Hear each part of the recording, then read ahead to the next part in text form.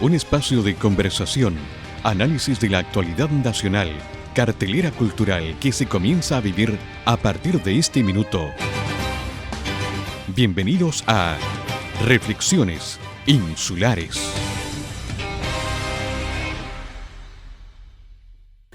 Bienvenidos a esta nueva edición de Reflexiones Insulares a través del canal 47 de Telefónica del Sur y canal 53 en INET. Bueno, y nuestra red en radioemisoras, en la radio San Carlos, en Chonchi, Quellón, Castro, Talcahué, Radio Libertad también en Chonchi, donde estamos apareciendo los días jueves a partir de las 20 horas, y en Radio Esperanza aquí en Ancud, que también estamos saliendo el día martes a las 20 horas en el mismo horario en que usted nos está viendo en esta larga cadena televisiva que va desde Chillán a Coyhaique.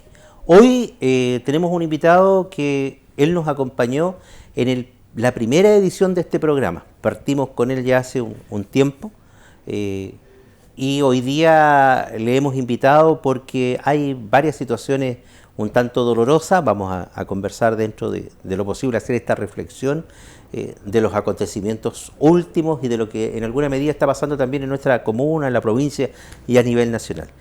Él es el obispo de la diócesis de Ancud, Monseñor Juan María Agurto. Bienvenido a nuestro programa. Buenos días, José Luis, muchas gracias por la invitación. Espero que este no sea el último programa, porque te dijo que había llegado al primero, entonces el último. Espero que no, ya... Por lo menos vamos a sobrevivir 3 programas más. Ya, está bien. Obispo, bueno, para nadie es un misterio, desconocimiento, particularmente en la provincia de Chiloé. Para quienes nos ven fuera de la región, el día miércoles 22 de enero, Ancud despertó con un terrible dolor, y así lo titularon muchos de los medios de prensa. Se quemó en su totalidad la iglesia San Francisco de nuestra ciudad, aparentemente un hecho que no fue casual, y que eso hoy día ha provocado no solamente un dolor en el mundo católico, sino que también en la comunidad en general por el alto valor patrimonial que ese edificio tenía. ¿Cuál fue la sensación, más allá obviamente del dolor y de esta tremenda pérdida, para la iglesia a nivel de la diócesis de esta pérdida tan grande? Bueno, en primer lugar, un saludo a toda la gente que nos escucha, que nos ve, y gracias por esta invitación. Nos da la oportunidad de poder también compartir esta experiencia tan dolorosa de tantas familias también que les pasa esto de que se les quema la casa o se la queman. Y también nos toca vivir la experiencia de tantas comunidades que sabemos que hace mucho tiempo está sucediendo, y no solo a nivel de iglesia católica, sino también iglesias evangélicas, en Araucanía, qué sé yo, y que se produce este tipo de tragedia. Y estamos en primer lugar compartiendo el dolor de tantas familias, también que les ocurre por accidente perder todo. Y la sensación nuestra ha sido esa en primer lugar, porque ahí detrás del edificio hay comunidad, una comunidad viva. Una familia muy grande. Y una familia muy grande, católica, cristiana, pero también, como decía usted, va más allá de la iglesia católica, porque es un edificio emblemático, patrimonial, que podemos conversarlo después, pero con la visita de la señora ministra de la Cultura se aclaró de que era un monumento nacional. Sí, eso vimos en un reportaje que hubo también de nuestro canal respecto a la visita de la ministra. Este dantesco acontecimiento dejó un lesionado al sacerdote que es el párroco de esa iglesia, o era de esa iglesia. Es porque la parroquia, la verdad que una parroquia no es que comprenda solamente el edificio sede, sino que es el conjunto de comunidades, y una gran cantidad de comunidades que son de acá de Ancud, como también de la península, acá que de la península de Enal para allá. Por lo tanto, el padre Alex Gallardo salió afectado, se quemó el brazo y también la cara, porque recibió un golpe fuerte de calor con el incendio, cuando trató y también logró retirar la camioneta que usaba la parroquia para los servicios, que fue algo realmente prodigioso y también hasta heroico, porque se hubiese incendiado la camioneta, creo que estaríamos hablando de una cosa todavía mucho más terrible, porque al lado estaba el colegio seminario y también tanto otras viviendas. Así que el padre hizo ese acto, que se lo agradecemos muchísimo, pero ahora está afectado. Ahora es una quemadura de grado bajo, pero que afecta porque está todo con ampollas, como se dice, y tiene ahora que curarse y resguardarse de las infecciones. De todo modo, él sigue siendo párroco de toda la parroquia, sin lugar a dudas. Cuando hablábamos al principio, manifestaba de que era con intencionalidad. Yo creo que en definitiva va a ser un tema que van a tener que dilucidar la PDI a través de su organismo competente y bombero. Llama la atención que en tan pocos minutos el edificio fue abrazado por las llamas. Bueno, cuando se estaba produciendo el incendio, ya un dolor grande perder ese patrimonio, esa casa común, esa casa de Dios y casa de la comunidad. Lo pensábamos, dice, si esto fuera un atentado, porque esperábamos en realidad que fuera un accidente, un accidente como ha sucedido en algunas ocasiones, una vela que quedó encendida o una falla eléctrica, pero el hecho de que hubiese sido un atentado le daba mucho más gravedad y dolor a esta acción, a este siniestro. Cuando después se fueron dando los informes de bomberos, de la PDI, cuando se fueron percatando de lo que había sucedido y se fue dando sustento a la hipótesis de que esto era un atentado, lo lamentamos mucho, a todos más nos ha dolido. Y ciertamente que nos afecta, y es difícil entender, meterse en la cabeza de una persona, desde un joven hasta ahora de 24 años, el que está siendo hoy día investigado, de que cómo es posible de que se llegue a eso, a destruir algo que es un bien común, que es un bien que afecta a tanta gente. Pero bueno, por un lado nosotros como iglesia, como comunidad, lo perdonamos, ¿no es cierto?, de corazón, porque no hace nada el odio y el ojo por ojo. Creemos que tenemos que perdonar, y sabiendo además que tiene que haber una familia detrás de este joven que está afectado también por todo esto. Esperamos que este muchacho pueda recapacitar. Y que algo en su vida en el fondo también lo hizo desembocar en esto. Porque no fue un acto, creo, no fue un acto del minuto. Hay aquí todo un proceso que es lo mismo que vimos anoche en los medios de comunicación en Antofagasta, donde fue atacado un carabinero al interior del carro, que le lanzan una bomba molotov al interior del vehículo. Entonces se produce ese como el miedo a nada y el no tener miedo a perder nada. Sí. Bueno, todo esto que está sucediendo también acá a nosotros nos afectó directamente. Hasta ahora, cuando se nos preguntaba a nivel central de la conferencia episcopal si había habido algún problema con la iglesia, nosotros decíamos aquí no ha sucedido nada, excepto algún rayado esporádico. Y ahora vamos a tener que decir, lamentablemente hemos perdido un patrimonio nacional. Y esto nos tiene que hacer reflexionar a nosotros también acá en Chiloé, en la diócesis, que estamos sufriendo también lo que está pasando a nivel del país. Y este es un acontecimiento en que la familia tiene que también reflexionar con los jóvenes, qué país queremos, y también el resguardarnos y cuidar nuestros derechos y nuestros deberes con respecto a los demás. El cómo queremos construir un país. Creo que no lo podemos hacer con incendio, con destrucción, sino que construyendo. Y las injusticias que hay, ¿no es cierto? Y tenemos que buscarla en el diálogo, pero en el respeto mutuo. Sí, yo creo que eso es importante lo que usted ha manifestado, obispo, en el sentido de que es fundamentalmente en base a la tolerancia. Comentaba alguien por ahí hace muchos años, cuando yo era niño, alguna vez fui niño también, él hacía una línea de tiempo, un maestro, hacía una línea de tiempo, entonces decía, mira, existe esto en el mundo, la desidia y el fanatismo, y ninguno de los dos extremos nos sirven para construir lo que tenemos que hacer en el centro, o sea, que es la virtud. Yo creo que eso un poco hoy día nos ha faltado, a pesar de que estamos viviendo en un ambiente democrático, que es lo que tenemos. Particularmente anoche le comentaba a alguien, no conozco otro método distinto que sea bueno, que es la democracia. con falencia, como todo, porque somos seres humanos, con falencia, pero a partir de eso, como muy bien señala, construyendo con respeto, con tolerancia, y ese es el rol que tiene que tener la familia. Sí, y cuando estamos hablando de diálogo, es esa capacidad de escuchar de una parte y de la otra, ¿m? Y darnos cuenta de los errores mutuos, de las limitaciones. Diálogo no significa simplemente conversar nomás, sino que también buscar después acciones, ¿eh? Y rectificar aquello que no está bien. Y hay cosas en nuestro país que tenemos que ir cambiando, ¿m? Así es. Y tenemos la oportunidad de ser mejores, de un país mejor, sobre todo para los que tienen menos recursos, más vulnerables. Y creer que esto es posible, ¿eh? Y pienso que hoy día la democracia es el sistema que en este momento como sistema de gobierno es el mejor que hay en estos momentos.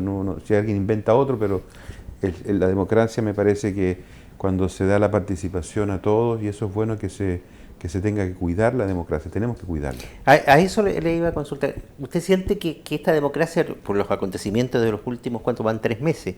De los últimos 3 meses ha sido una democracia débil, frágil, porque en cierta medida también el Estado de Derecho se ha visto debilitado. Es decir, tenemos que descubrir que hay, como en una familia, yo prefiero hacer ese parangón, esa comparación entre lo que está pasando en Chile con una familia. En una familia hay crisis, ¿eh?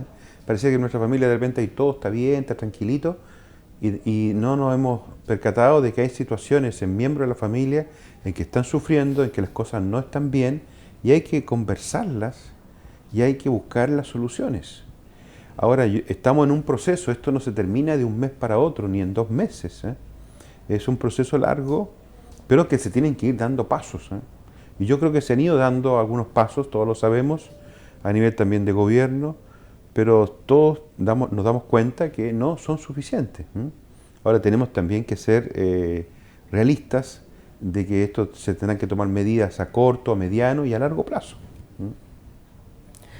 Oye, es de esperar que eso suceda, y volvemos a insistir en particular en el marco del diálogo de la tolerancia. Pero volvamos al tema de la iglesia de San Francisco. Tuvo usted la visita del intendente y tuvo la visita de la ministra de Cultura. Sí, estuvo acá la ministra, nos sorprendió y nos agradó, fue muy grato que haya venido, porque era un gesto de parte del gobierno de algo que estaba sucediéndole no simplemente otra vez a la Iglesia Católica, sino que era un monumento nacional, por lo tanto algo que es parte del patrimonio, de la identidad acá también de la ciudad, más aún aquí en Ancud. Corríjame usted si usted lo sabe, pero me parece que el único patrimonio reconocido patrimonio nacional. No sé si hay otro, ¿eh? No. Entonces, en ese sentido es grave, ¿eh? Y la visita de la ministra nos ha dado esperanza de que a través de este reconocimiento como patrimonio, el Estado, con los recursos de todos los chilenos, suyo, mío, de todos, los que pagamos impuestos, el Estado también se va a preocupar de que pronto se pueda reconstruir el templo, ¿m? Y eso alienta también a la comunidad y a todos los que han sufrido por esta pérdida, ¿m? Ha ayudado el hecho también que, bueno, han venido también otras autoridades, como el señor intendente, se le agradece, porque también el alcalde, es decir, todos se dan cuenta de que aquí hay algo más que simplemente un incendio más. ¿M? Y de las conversaciones que se han tenido con la ministra, se percibe de que hay posibilidades ciertas de que entre todos, tanto a nivel regional como local y nacional, se puedan tener, ojalá se vaya haciendo este proceso de reconstrucción lo antes posible. ¿Y ese proceso de reconstrucción lo lidera usted en el caso de Ancud? ¿Va a haber una comisión, reconstrucción? Bueno, eso es parte del proceso.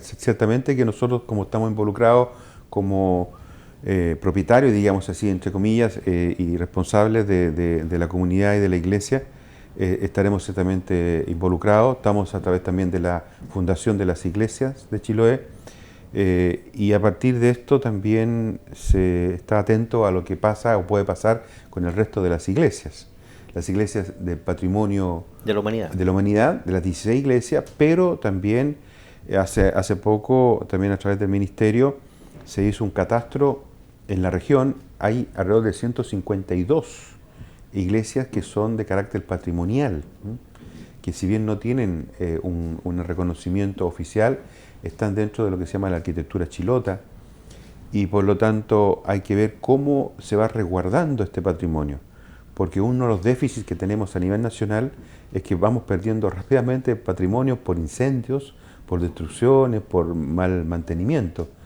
Y hoy día acá, en este patrimonio de la humanidad, de las 16 iglesias, también ahí tenemos déficits, porque las comunidades hoy día y los recursos que tenemos no dan como para que nosotros nos podamos encargar completamente del mantenimiento, el resguardo, que pasa hasta por cosas muy sencillas, el sistema eléctrico, por ejemplo, el tipo de prevención de incendios, cosas como eso, que tenemos que ir junto con el Estado, con los organismos, preocupándonos de cómo se va a hacer de aquí en adelante. Y aquí en esto también obviamente tiene intervención la Iglesia a nivel mundial. Para los efectos de reconstrucción, me imagino que debe haber algún aporte de Roma. Lamentablemente la iglesia, digamos, cada local se tiene que también sustentar con el aporte de los católicos. Por eso también nosotros pronto, esperamos esta semana, porque después del incendio, no sé si los televidentes saben, luego tuvimos también la muerte de un sacerdote que vivió también ahí en la casa parroquial que estuvo afectada, y hemos estado pasando del incendio a la sepultura de un hermano, y no hemos tenido posibilidad de ya oficializar una campaña solidaria, porque esa es la manera de llevar adelante las situaciones de iglesia. En la iglesia, lo dijo un bombero el otro día en una reunión, dijo, nosotros igual que ustedes dependemos de las donaciones, y eso va a pasar también acá.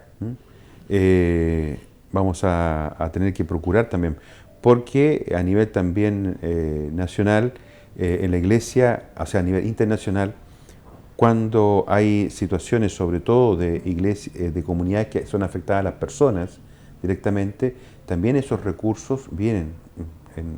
Aquí hemos tenido casos en que por la marea roja, cuando hubo eso, llegaron también recursos a nivel nacional o también internacional a través de la iglesia. Esto ocurre en África, ocurre en otras tragedias, donde el Papa y la Santa Sede se hacen presentes también, con recursos que también se recogen de toda la comunidad. Aquí en estos casos hay siempre una relación de solidaridad. Por ejemplo, hace poco, con los incendios de Valparaíso, que sucedieron otra vez, nosotros como diócesis, a partir de un fondo de Cuaresma, aquí todos los años hay Cuaresma y se hace campaña de Cuaresma, bueno, hay un fondo acá, de ese fondo se pudo compartir un poquito, 1,5 millones de pesos, con la iglesia de Valparaíso, para que a través de ella se llegara también a ayudar a familias de allá de Valparaíso. Bueno, para quienes nos están viendo y no saben, el obispo ha manifestado que la iglesia tuvo una pérdida, la comuna tuvo una pérdida de un sacerdote que lleva aquí ya más de 60 años, un sacerdote de origen belga, Andrés de Berg, sí. que partió, como se dice, a la casa del Padre hace un par de días, un sacerdote bastante querido, con mucha historia en nuestra comuna. Yo le decía antes que partamos con el programa, con todo esto queda la sensación de que nuestra comuna tiene, igual como en los dibujos animados, una nube negra arriba, que donde avanzamos nos llueve a nosotros nomás. Sí. Bueno, a todos nos pasa en la vida así, a nivel personal o familiar o también de iglesia, comunidades. Pero bueno, las nubes pasan. Esperamos. Pasan, las tormentas pasan y viene después también la luz. Y de todo esto tenemos que sacar lecciones. Primero que nada, una de las cosas bonitas que uno ve en todo esto es la solidaridad de tanta gente que se ha acercado a manifestar sus sentimientos. También darme cuenta, a mí me ha afectado ver la iglesia quemándose, pero le confieso que más me ha conmovido ver cómo gente que llora y que se acerca a ti y te dice, Padre, en esta iglesia yo me casé, bauticé a mis hijos, aquí despedimos a mi papá, a mi mamá, tuve un funeral. Y ahí realmente me toca, ahí me quiebro, porque es la realidad de las personas que están en relación a un lugar, igual que con la casa de uno, el hogar de uno, ¿cierto? Donde vive la familia. Entonces ahí está donde se ha tocado realmente el corazón. No es simplemente la tabla, la construcción, sino que hay algo que nos ha afectado a nosotros. Pero por otro lado, también a mí me ha impresionado cómo la comunidad, también ahí católica, está con las pilas puestas, digamos. ¿Ah? Y se ha hecho común eso de que, está bien, nos han quemado la iglesia, pero no nos han quemado la fe, no nos han quemado la esperanza. Y eso lo mantenemos vivo. Y eso es una de las grandes riquezas que tenemos los seres humanos, ¿eh? Que frente a esto, frente a otras situaciones, también lo que está pasando en el país, en Chile, no nos pueden quemar, no nos podemos autodestruir, y aunque se destruyan construcciones, bienes comunes, no nos van a destruir también el deseo y la búsqueda de salir adelante como país y también como comunidad. Esa es la postura hoy día de la Iglesia, y yo lo iba a llevar a ese campo. Con todo lo que ha sucedido a nivel local, lo que ha sucedido a nivel nacional, hoy día la Iglesia está en esa postura de canalizar las inquietudes de la comunidad en función de eso, del diálogo. Hoy día un tema recurrente, la Constitución, todo el mundo habla de la Constitución y que hay que cambiar la Constitución. La Iglesia está en esa postura de trabajar con sus comunidades, de entregar información, que yo creo que eso es lo más importante, lo más valioso. Por supuesto que sí. Estamos siempre con la disposición, en nombre del Señor Jesús, de que el hombre y los hombres vayamos desarrollando todos aquellos ámbitos en que las personas podemos ir creciendo y madurando, y necesitamos también la organización del país. Y si hoy día a nivel nacional se ve que es necesario hacer todo este proceso de cambio de constitución, y cómo se va a hacer, bueno, tenemos que sumarnos a todos aquellos que son caminos verdaderos, caminos auténticos, respetuosos e institucionales también. Y nosotros queremos colaborar durante los momentos más intensos de la crisis. También en nuestra iglesia manifestamos la disponibilidad de que dialoguemos, porque en el diálogo, en la búsqueda común, ¿no es cierto?, que se puedan hacer reuniones de vecinos también en nuestros recintos, en nuestras iglesias, porque somos parte de esta sociedad que queremos construir. También porque tenemos que aportar desde nuestros valores cristianos, valores que están en la raíz también de nuestra sociedad. No podemos negar que también nuestro Chile se ha ido construyendo con valores cristianos. No olvidemos que el reconocernos iguales entre nosotros no es simplemente un acuerdo por votación de algunas personas o de un parlamento, sino que la igualdad entre las personas, nosotros los cristianos y sobre todo los occidentales, la tomamos del hecho de que también Dios nos ha enseñado de que somos hijos de Él y hermanos entre nosotros. Y eso no lo puede quitar ninguna ley, ninguna constitución o ningún poder. Está por encima de cualquier regulación. Somos personas, hijos de Dios, hermanos entre nosotros. Y eso ya marca el tono en cómo deberíamos convivir nosotros en nuestra sociedad y cómo construir un país.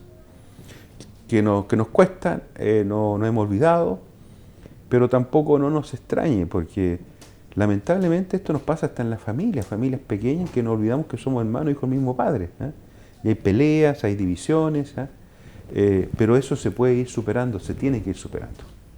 ¿Ha significado esto una merma en la feligresía, en las iglesias, en las parroquias? ¿El incendio? No, el hecho del estallido social, o ha sido al revés, se ha producido un mayor acercamiento de esas comunidades, un mayor apego para enfrentar este problema, porque si bien es cierto, en Chiloé, salvo este hecho lamentable, nosotros no hemos sentido mucho lo que pasa en la zona central, por ejemplo. Yo no le podría decir, porque no le hemos hecho la pregunta si que ha disminuido la gente, no sé, en la celebración de las misas, eso. No he tenido noticias. Yo tiendo más bien a pensar de que no es que haya disminuido. Lo que yo puedo testimoniar es que en todos estos meses me ha correspondido celebrar cantidades de celebraciones de confirmación en diferentes comunidades esparcidas aquí en Chiloé, en la provincia, y la cantidad de gente es abrumadora. O sea, las iglesias están llenas en ese sentido, en esos momentos. No ha significado de que hemos tenido que suspender celebraciones por esto, por el estallido social. A propósito de eso, ¿todos los servicios que se prestaban en la San Francisco se trasladan a la catedral? Bueno, así Las es, misas, claro. ¿sí? Sí. Como es el templo más cercano a la iglesia de San Francisco, entonces las misas, las mismas celebraciones de funerales y matrimonios, bautismos, que de hecho ya este sábado se celebraron bautismos en la mañana y en la tarde hubo matrimonio, se celebró en la catedral. Esto tiene que ser así porque además el templo de catedral, el templo madre de toda la diócesis, y además en otro momento, recordando el año 60 cuando hubo el terremoto y la catedral de Ancud quedó averiada, ¿no es cierto?, por el terremoto, no se podía utilizar. También la gente se refugió y también acudía allá a San Francisco. ¿Cuántos años tenía esa iglesia, obispo? La iglesia de San Francisco. Sí.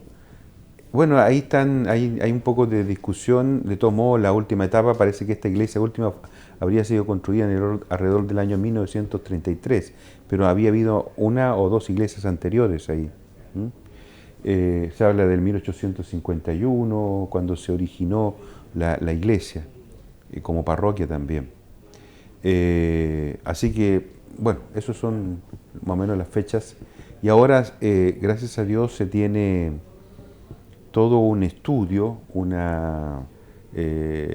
todas mediciones, porque el estudio que se hizo para el reconocimiento como patrimonio nacional hoy día está facilitando mucho el hecho de que se pueda hacer la reconstrucción, porque cuando se hizo este estudio previo para el reconocimiento como patrimonio nacional, implicaba que había que hacer todo el diseño, ¿no es cierto?, de todas las partes del templo, que eso va a facilitar mucho la reconstrucción.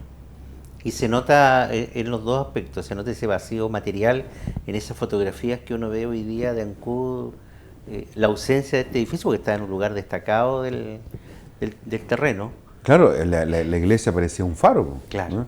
Era un faro de referencia. Si uno iba por diferentes sectores acá de la ciudad y se veía, se destacaba en el horizonte, en el paisaje, en la iglesia de San Francisco. Así que se va a echar de menos y espero que sea así. Espero que también todos los sancuditanos y todos podamos trabajar y exigir también de que este proyecto se lleve lo antes posible a efecto, o sea, la reconstrucción de este templo. Bueno, es lo que esperamos todos como comunidad, de que la iglesia de San Francisco se vuelva a levantar materialmente. La comunidad, yo estoy seguro, espiritualmente está ahí y está con toda la fuerza de empezar a trabajar para que esto se concrete. Quiero dejar en las cámaras, obispo, para que usted nos entregue el mensaje final de esta conversación que hemos tenido el día de hoy, que tenemos que cerrar con positivismo, con el hecho de que vamos a salir adelante como comunidad. El mundo católico va a salir adelante después de este impasse, tal como decía usted, después de la tormenta viene la calma y tiene que salir el sol en algún minuto.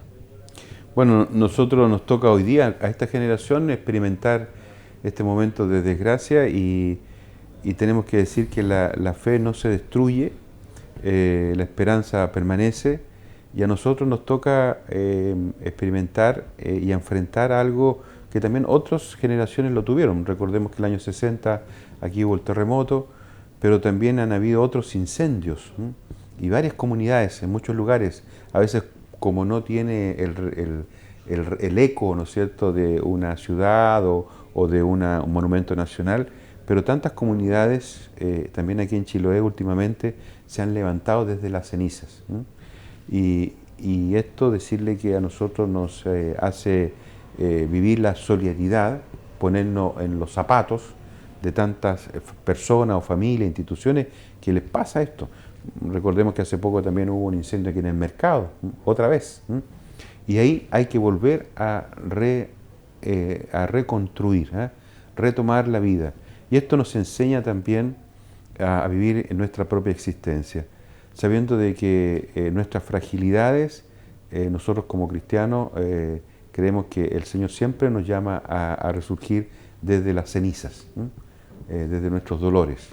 ¿Por qué? Porque somos seres humanos limitados, pero se puede ir mucho más allá. Y ese es el mensaje que tenemos que compartir y ayudarnos unos a otros. También en lo que está pasando en nuestro país. Así que a pesar de la pena que nos da cuando a veces se destruye, hay violencia, hay balas, hay muertes, hay heridos, tenemos que aprender también de nuestra historia y saber levantarnos de estos momentos difíciles. Queremos agradecer al obispo de la diócesis de Ancud, Juan María Agurto, su presencia hoy día en nuestro programa, conversar de estos temas, de este hecho lamentable, como ya lo hemos manifestado, y del optimismo que tenemos por lograr y salir adelante como comunidad y como país. Agradecer a ustedes en sus casas, quienes nos ven a través del canal 47 y a través del canal 53 de INET y en esta red de emisora San Carlos y Radio Esperanza. Muchísimas gracias y nos estamos encontrando el próximo martes. En la isla grande de Chiloé, desde la llave de los mares del sur, hemos compartido una nueva jornada de Reflexiones Insulares.